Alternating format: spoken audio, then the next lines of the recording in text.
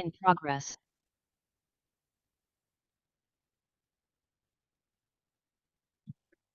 ओम शांति। मीठे बच्चे, तुम सिद्ध करके बताओ कि बेहद का बाप हमारा बाप भी है, शिक्षक भी है और सतगुरु भी है। और सर्वव्यापी नहीं हो सकता। आज का प्रश्न है, इस समय दुनिया में अति दुख क्यों है?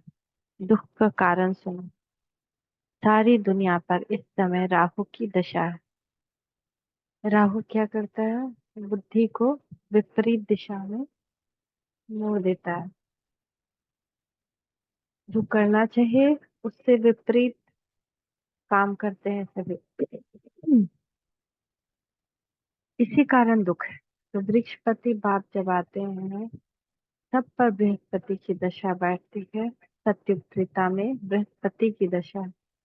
रावण का नाम निशान नहीं है, इसीलिए वहां दुख होता नहीं। बाप आए हैं सुख धाम की स्थापना करने, उसमें दुख हो नहीं सकता। ओम शांति। मीठे मीठे रूहानी बच्चों को रूहानी बाप बैठ समझाते हैं, क्योंकि सभी बच्चे यह जानते हैं हम आत्मा हैं।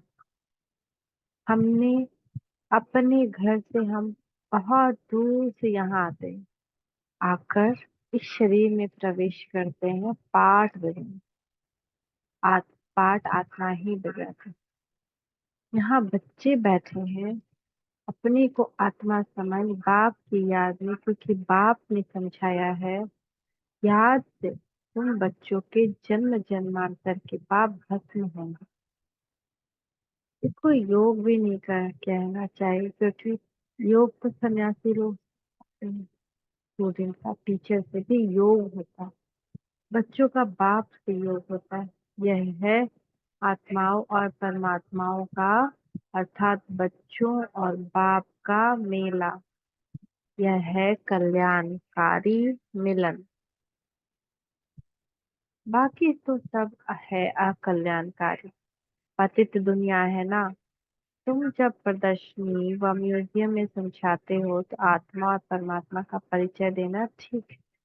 आत्माएं सब बच्चे हैं और वह है परम पिता परम आत्मा जो परम धाम में रहते हैं। कोई भी बच्चे अपने लौकिक बाप को परम पिता नहीं कहेंगे। परम पिता को दुख में ही याद करते हैं। हे परम पिता परमात्मा, परम आत्मा रहते ही है परम धाम में। अब तुम आत्मा और परमात्मा का ज्ञान तो समझाते हो, तो सिर्फ यह नहीं समझाना कि दो बाप हैं, वह बाप भी है शिक्षक भी है। यह जरूर समझाना है हम सब भाई भाई हैं, तो सभी आत्माओं का बाप। भक्ति मार्ग में सब भगवान बाप को याद करते हैं, क्योंकि भगवान से भक्ति का फल मिलता है, अथवा बाप से बच्चे वर्षा लेते हैं। भगवान भक्ति का फल देते हैं बच्चों को। क्या देते हैं? विश्व का मालिक बनाते हैं। परंतु तुमको सिर्फ बाप नहीं सिद्ध करना है, वह बाप भी है जो शिक्षा देने वाला भी है, सतगुरु भी। ऐसा समझाओ तो सर्वव्यापी का ख्याल उठ जाए। ये ऐड करो, वह बाबा ज्ञान का सागर है, आ करके राजयोग सिखलाते हैं। बोलो, वह टीचर भी है शिक्षा देने वाला, तो फिर सर्वव्यापी कैसे हो सकता है? टीचर जरूर अलग है, स्टूडेंट अलग है, जैसे बाप अलग है, बच्चे अलग। आत्माएं परमात्मा बाप को याद करती हैं, उनकी महिमा भी करती है। बाप ही मनुष्य सृष्टि का बीज है। वह आकर के हमको मनुष्य सृष्टि के आदि मध्य अंत का ज्ञान सुनाते हैं। बाप स्वर्ग की स्थापना करते हैं, हम स्वर्गवासी बनते हैं। साथ साथ यह भी समझाते हैं कि दो बाप हैं। लौकिक बाप ने पालना की, फिर टीचर के पास जाना पड़ता है पढ़ने के लिए। फिर 60 वर्ष के बाद वानप्रस्थ में जाने के लिए गुरु करना पड़ता है। बाप टीचर गुरु अलग अलग होते हैं। यह बेहद का बाप तो सभी आत्माओं का बाप ज्ञान सागर है। मनुष्य सृष्टि का बीज रूप, सच्चित आनंद स्वरूप, सुख का सागर है, शांति का सागर। उनकी महिमा शुरू कर दो, क्योंकि दुनिया में मतभेद बहुत है ना। सर्वव्यापी अगर है तो फिर टीचर बन पढ़ाएंगे कैसे? फिर सतगुरु भी हम सभी को गाइड बन ले जाते हैं, शिक्षा देते हैं, अर्थात याद सिखलाते हैं। भारत का प्राचीन राजयोग भी गाया हुआ, पुराने तो पुराना है संगम युग, नई दुनिया और पुरानी दुनिया का बीच।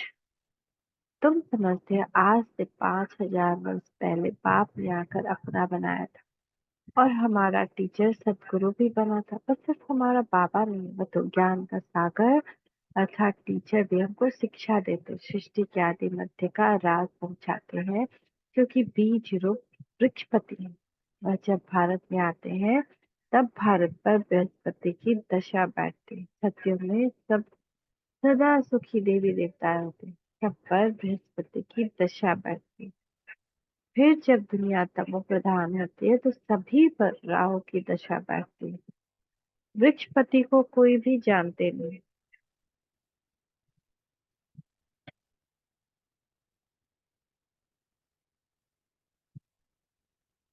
न जानने से फिर वर्षा कैसे मिलेगा? तुम यहाँ जब बैठते हो अशरीरी होकर बैठो। यह तो ज्ञान मिला है, आत्मा अलग है, घर अलग है, 5 तत्वों का पुतला बनता है जिसमें आत्मा प्रवेश करती है।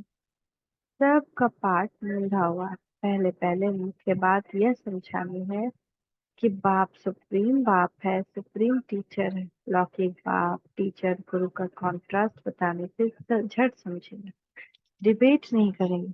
आत्माओं के में बाप आत्माओं के बाप में सारा ज्ञान की खूबी है। वही हमको रचना के आदि मध्य अंत का राज समझाते हैं। आगे ऋषि मुनि आदि तो कहते थे हम रचता और रचना के आदि मध्य अंत को नहीं जानते, क्योंकि उस वह सतो थे।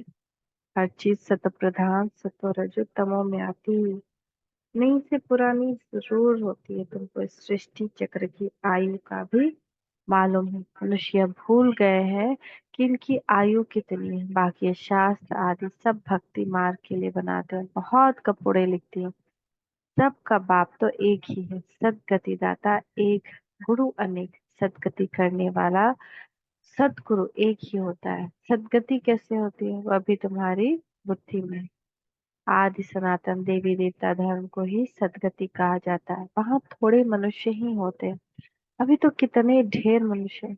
वहाँ तो सिर्फ देवताओं का राज्य होगा, फिर डिनास्टी को वृद्धि पाते हैं। Lakshmi Narayan the first, Lakshmi Narayan the second, third, eight तक। जब फर्स्ट होगा तो कितने थोड़े मनुष्य होंगे। ये ख्यालात भी सिर्फ तुम्हारे में चलते हैं, यह तुम बच्चे समझते हो। भगवान तुम सभी आत्माओं का एक बाप एक ही है, वह बेहद का बाप। हद के बाप से हद का वर्षा मिलता है, बेहद के बाप से बेहद का वर्षा मिलता है। 21 पीढ़ी स्वर्ग की बादशाह है।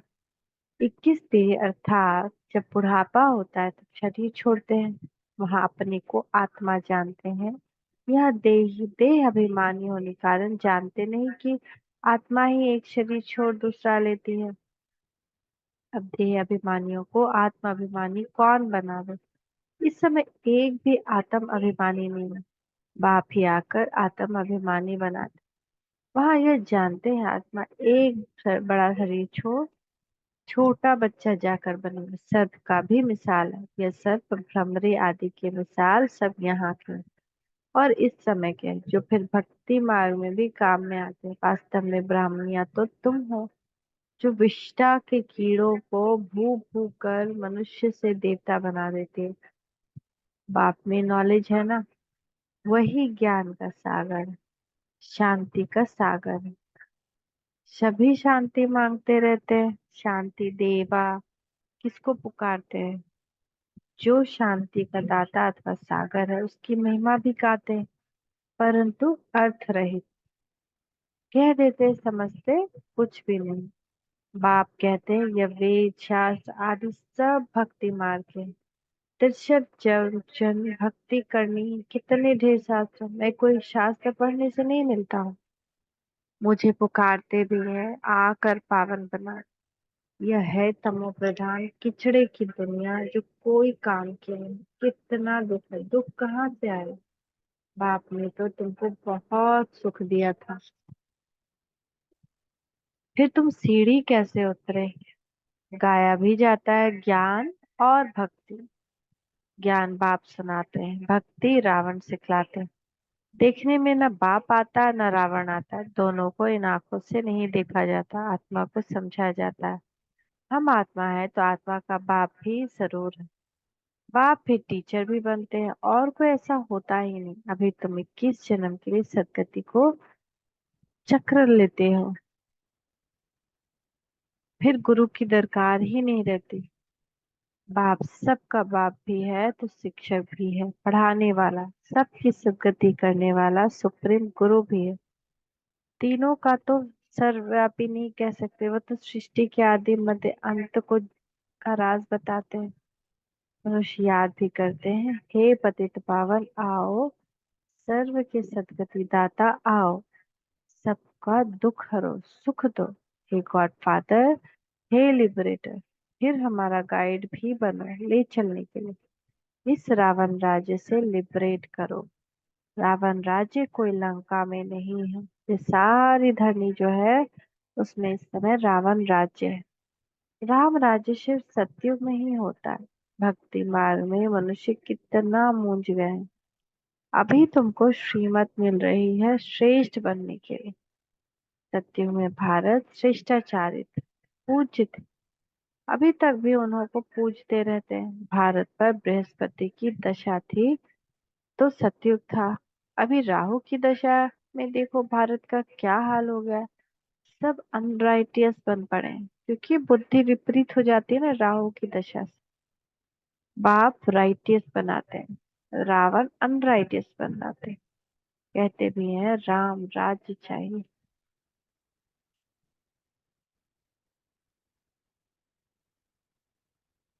तो रावण राज्य में है ना नरकवासी। रावण राज्य को नरक कहा जाता है। स्वर्ग और नरक आधा आधा है, यह भी तुम बच्चे ही जानते हो। राम राज किसको और रावण राज्य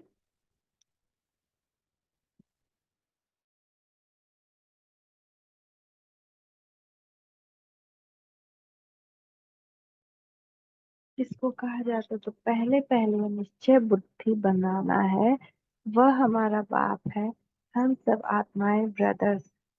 बाप से सबको वर्षा मिलने का हक मिला था। बाप ने राजयोग सिखलाकर सुखधाम का मालिक बनाया था। बाकी सब चले गए थे शांति धाम।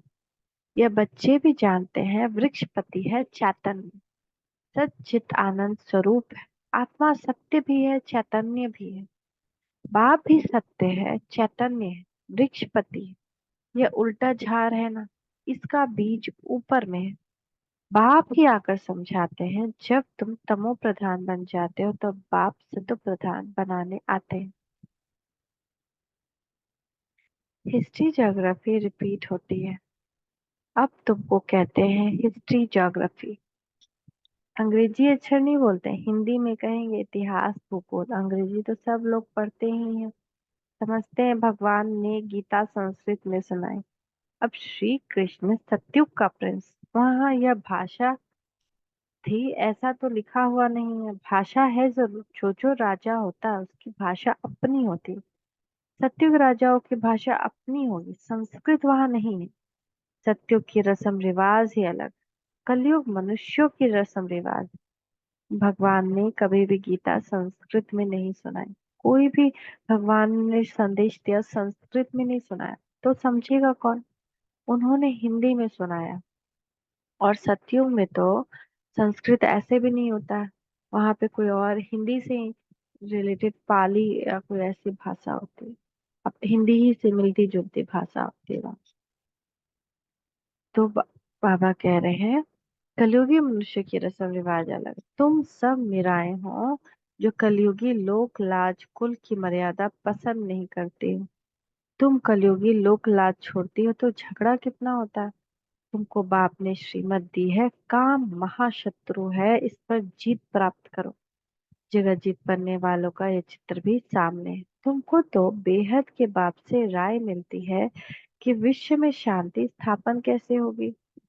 शांति देवा कहने से बाप ही याद आता है। बाप ही आकर कल्प कल्प वृक्ष में शांति स्थापन करते हैं। कल्प की आयु लंबी कर देने से मनुष्य कुंभकर्ण की नींद में जैसे सोए पड़े हैं। ये भी ड्रामा में है कि कल्प की आयु लंबी बना दी तो सब आराम से, अभी कलयुग बच्चा है, अभी वो जवान होगा, बूढ़ा होगा, अभी बहुत साल।